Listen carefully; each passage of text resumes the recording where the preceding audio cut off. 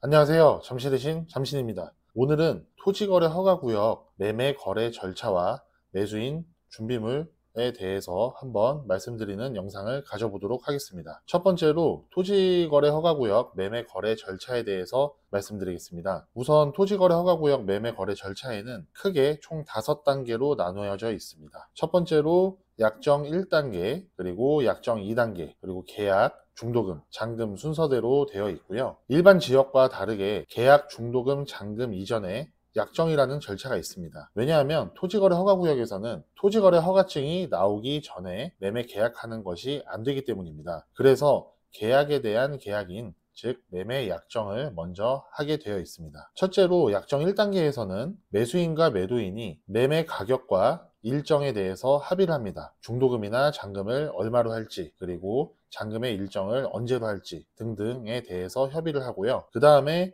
매도인 계좌로 약정금 일부 또는 약정금 전액을 송금을 하게 되어 있습니다. 그렇게 되면은 약정이 성립이 됩니다.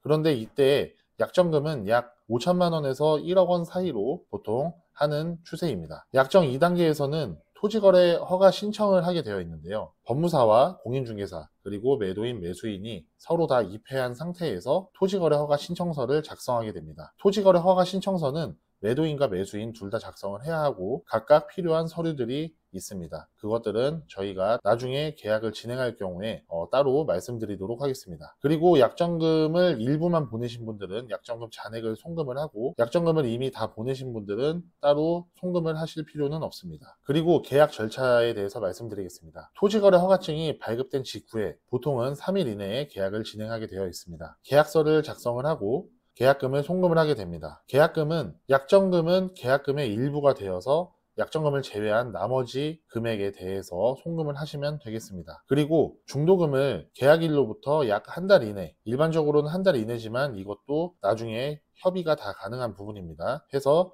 매매 가액의 30에서 40% 정도를 송금을 하고 1차, 2차 분할하는 것이 가능하도록 협의를 할 수가 있습니다. 마지막으로 잔금 절차가 있습니다. 토지거래 허가 신청일로부터 4달 이내에 잔금을 진행을 해야 하는데요. 그 이유는 토지거래 허가 신청을 넣을 때 잔금일이 4달 이상이 되는 경우에서는 구청에서 허가증을 발급해주지 않기 때문입니다. 그래서 4달 이내에 잔금 진행을 하는 일정으로 토지거래 허가 신청을 넣게 되어 있습니다. 그래서 잔금을 하게 되면 매매 가격에서 계약금과 중도금을 제외한 나머지 금액을 송금하시고 소유권 이전 등기 절차를 밟으시면 되겠습니다. 그렇다면 위의 절차대로 매매가액이 22억일 경우에 어떻게 진행되는지 한번 말씀드리겠습니다. 첫 번째로 약정 1단계에서 매매 약정금이 22억일 경우에 2024년 5월 15일에 중도금 40%, 24년 7월 30일에 잔금 50% 조건으로 24년 4월 1일에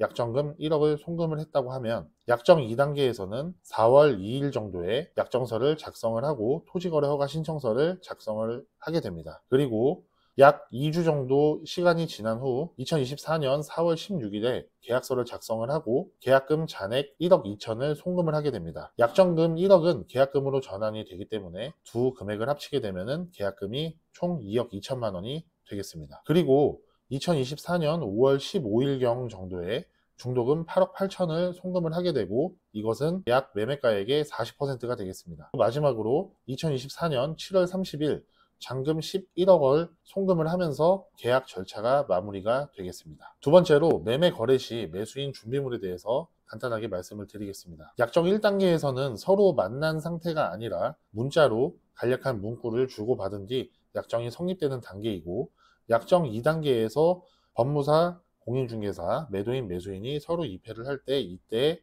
준비물을 가져오시면 되는데, 주민등록 등본, 세대원 전체 주민번호 뒷자리까지 나오는 서류를 준비해 주시고, 명의자 각각 신분증, 도장, 가족관계 증명서, 가족관계 증명서에는 상세로 떼야 하고 가족 전체 주민번호 뒷자리까지 나와야 합니다. 그리고 계약 시에는 신분증과 도장을 명의자 각각 준비해 주시고 기존의 약정 2단계에서 작성했던 매매 약정서 원본을 가지고 오시면 되겠습니다. 그리고 계약과 중도금 사이에 약정 1단계 한 달 이내에 실거래 신고를 하게 되어 있는데, 이때는 공인중개사가 신고를 하게 되어 있고 여기에 필요한 서류는 매수인이 준비를 해주셔야 합니다. 이때 자금조달 계획서와 증빙자료, 예를 들어서 부동산 매매 계약서, 임대차 계약서, 예금 잔고 증명서, 주식 거래 내역서 등 명의자 각각 준비를 해주셔야 합니다. 마지막으로 잔금날 매매 계약서 원본과 신분증, 도장, 가족관계 증명서, 상세 가족 전체 주민번호 뒷자리까지 명의자 각각 준비해 오셔야 합니다. 토지거래 허가구역 내에서는 꼭 전문 부동산에서 매매 거래를 하시는 것이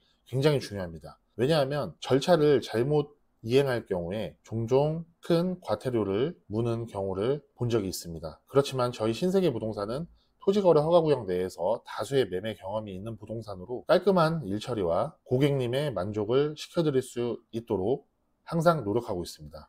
전 재산이 움직이는 만큼 매매 계약은 굉장히 신중하고 절차에 맞게 준비가 되어야 하니 이 부분 꼭 참고하셔서 매매 준비하시길 바라겠습니다. 이상 잠실의 신 잠신이었습니다. 감사합니다.